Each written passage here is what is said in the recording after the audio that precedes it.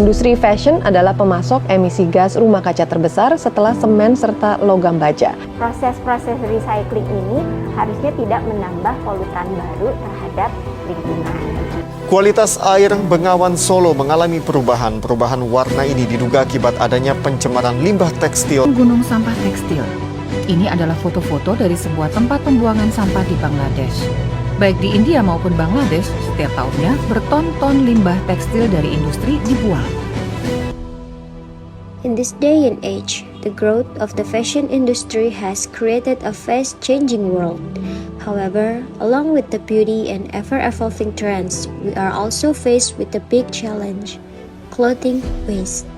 According to the National Waste Management Information System, textiles contribute 2.54% of the total national waste with an estimate 1.7 thousand tons per year. Global data shows that as much as 92 tons per year of textile waste is generated, equivalent to one garbage truck coming to the landfill every second.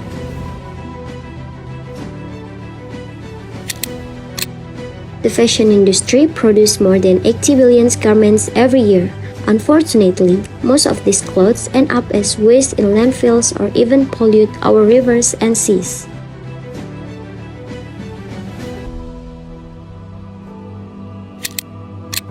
The disposal occurs because clothing trends always change with the times.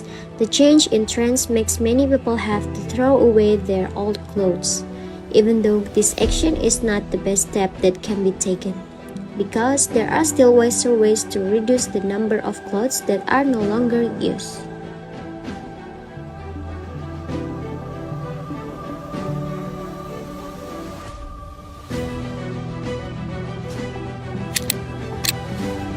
According to the director of the UK Textiles Recycling Association, Alan Wheeler, he said that the impact generated from fast fashion waste is no joke. The clothing industry has contributed as the second largest contributor to pollution in the world and a contributor to 1.2 billion tons of greenhouse gas emissions generated by the textiles industry in the world. Meanwhile, culture, media, and communication researcher Idi Subandi Ibrahim proposed slow fashion. Slow fashion is an alternative movement that is formed on the basis of individual and group awareness. This awareness arises after seeing many change and the impact of the environment. Slow fashion is a form of resistance to consumptive lifestyle or the desire to buy new clothes, so that textile waste introduced and environmental sustainability is maintained. So anyway, that's me. My name's Alan Wheeler. I'm director of the Textile Recycling Association.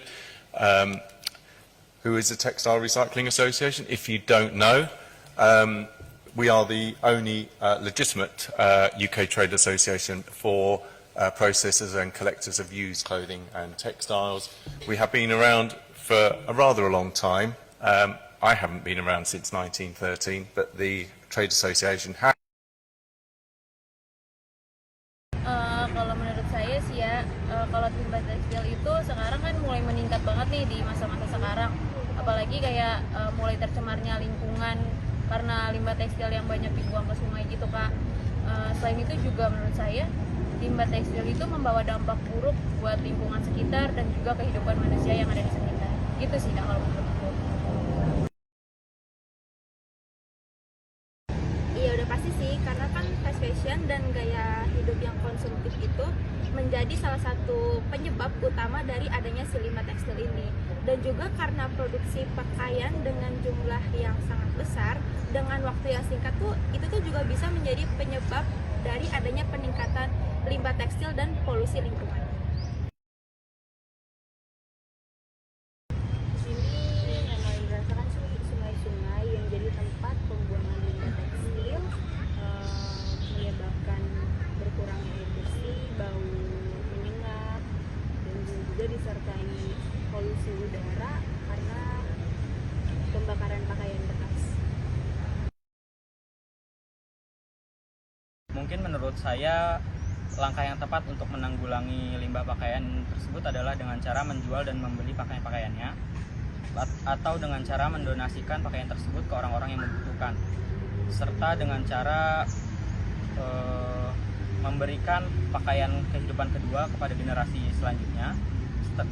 Setelah itu dengan menjauhi sifat-sifat konsumtif. Lalu mungkin langkah terakhir yang bisa dilakukan dengan cara mendaur ulang pakaian tersebut. Itu sih, Kak.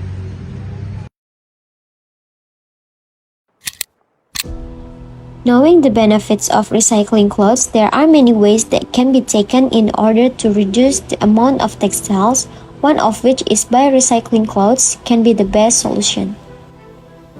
There are many ways to recycle clothes. For example, in textile factories, the residue from each manufacture of clothing can be formed in such a way that it becomes something new. Or on clothes that are no longer used, instead of throwing them away, it will be more useful if given to people in need. And if the item or clothing is still usable, it can be sold. This is also one of the ways that can be done in order to recycle clothes. Dan hasilnya, kalau berdasarkan jumlah tentu masih sampah plastik sekali pakai yang terbanyak. Tapi kalau berdasarkan sampah terberat, 55,9% yang ditemukan adalah sampah tekstil. Artinya perilaku kita sehari-hari itu sangat berpengaruh besar terhadap bumi tempat kita tinggal. Selamat sore Kak. Perkenalkan, nama saya Mariana Anggraini dari Universitas Muhammadiyah Tangerang. Ingin meminta waktu Kakak untuk melakukan wawancara terkait program daur ulang yang dilakukan oleh Sejauh Mata Memandang. Sebelum kita mulai wawancara, boleh perkenalkan diri Kakak terlebih dahulu. Nama saya Kareta Milena, dipanggil Reta. Saat ini saya bekerja di Sejauh Mata Memandang sebagai junior creative designer. Mungkin beberapa orang masih ada yang belum tahu nih Kak, Sejauh Mata Memandang itu apa sih? Sejauh Mata Memandang itu adalah sebuah label fashion, tapi lebih tepatnya slow fashion yang mengusung prinsip circularity dan prinsip sustainability. Dan kita juga di sini terinspirasi sekali dengan kebudayaan Indonesia, tapi juga menggabungkan dengan unsur-unsur kontemporer. Baik. Dari mana Sejauh Mata Memandang mendapatkan limbah tekstil yang begitu banyak untuk diolah menjadi produk baru nih Kak? Oke, jadi biasanya kami mendapatkan limbah tekstil itu dari hasil produksi sendiri. Jadi kalau misalnya kami membuat baju, biasa ada sisa-sisa kain, dan biasanya sisa kain itu kami olah lagi sih untuk menjadi barang-barang mungkin yang lebih kecil, atau juga bisa jadi barang-barang pecah. Dan barang-barang pecah ini biasa di sini disebut sebagai koleksi daur. Dan sebenarnya kami juga sudah sempat mempunyai program yang bernama Baur, yaitu kita mengumpulkan sisa-sisa tekstil. Sisa tekstil ini kemudian dicacah, terus dipinta ulang, jadi benang lagi, dan benangnya ini dibuat menjadi kain baru lagi, dan namanya Baur. Dan selanjutnya itu bagaimana Sejauh Mata Memandang melakukan proses daur ulang limbah tekstil yang ada hingga menjadi produk baru yang berkualitas. Oke. Sebenarnya biasanya selalu dimulai dengan R&D, research and development. Jadi dicari dulu kira-kira ingin membuat produk apa, lalu trial and error. Jadi kayak dibuat dulu sampel-sampel ya, terus dites apakah barangnya sudah oke atau enggak. Kalau misalnya udah, mungkin baru masuk ke proses produksi, begitu sih. Tapi kalau misalnya kan ini yang dari sendiri itu karena bekerja sama dengan pihak luar, jadi mungkin lebih banyak misalnya kayak berkomunikasi, berdiskusi dengan pihak luar bagaimana sebaiknya limbahnya ini diproses. Sejauh Mata Memandang menerapkan konsep apa dalam produksi barang, dan terinspirasi dari mana Sejauh Mata Memandang dalam membuat desain dari produk yang dihasilkan? Kalau misalnya produk-produknya sendiri sebenarnya terinspirasi dari kebudayaan Indonesia. Jadi banyak banget, misalnya waktu itu pernah bekerja sama dengan komunitas ibu-ibu yang ada di Sumba untuk membuat kain tenun yang terinspirasinya dari pemandangan alamnya mereka dan tapi tetap menggunakan teknik-teknik yang mereka memang sudah punya. Jadi menginspirasi dari budaya Indonesia tetapi kayak di-elevate lagi jadi desainnya mungkin lebih baru, lebih kontemporer dibanding kebudayaan tekstil-tekstil wastra-wastra yang ada di Indonesia. Mungkin sudah cukup untuk wawancara kali ini. Aku sangat berterima kasih banget kepada Kak Eka yang sudah berbaik hati untuk meluangkan waktunya untuk melakukan wawancara terkait program daur ulang yang dilakukan oleh Sejauh Mata Memandang. Dapat disimpulkan bahwa banyaknya industri tekstil di Indonesia dapat menyebabkan timbulnya limbah atau sampah yang dihasilkan dari sisa-sisa pembuatan produk tekstil. Limbah yang berasal dari industri tekstil telah membawa dampak terhadap lingkungan.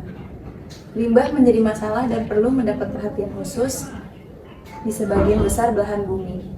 Pentingnya kita dalam membeli suatu barang memikirkan dampak yang akan terjadi. Perlunya kesadaran diri untuk tidak membeli barang-barang fast fashion yang dapat menimbulkan dampak untuk orang banyak. Pentingnya juga kita harus merawat lingkungan. Sekian, terima kasih. Teman-teman, jadi bijak memilih pakaian yang Anda pakai karena pilihan Anda sangat menentukan masa depan kita.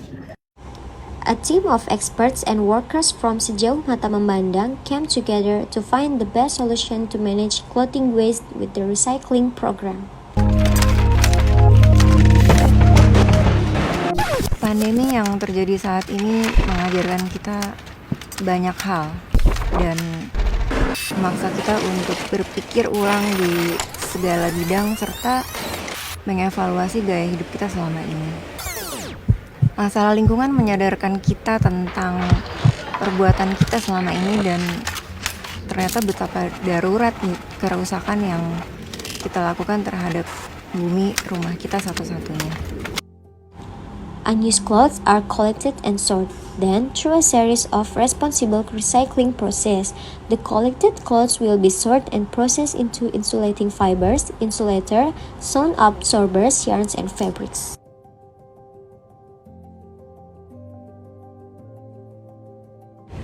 According to the Sejauh Mata Memandang Impact Report from September 2021 to May 2023, a total of 5.7 tons of unused clothes equivalent to 55 times the height of Monas have been collected, with more than 2,400 kilograms of clothes recycled, resulted in saving water more than 6 million liters per year, reducing carbon more than 60,000 kilogram carbon dioxide per year.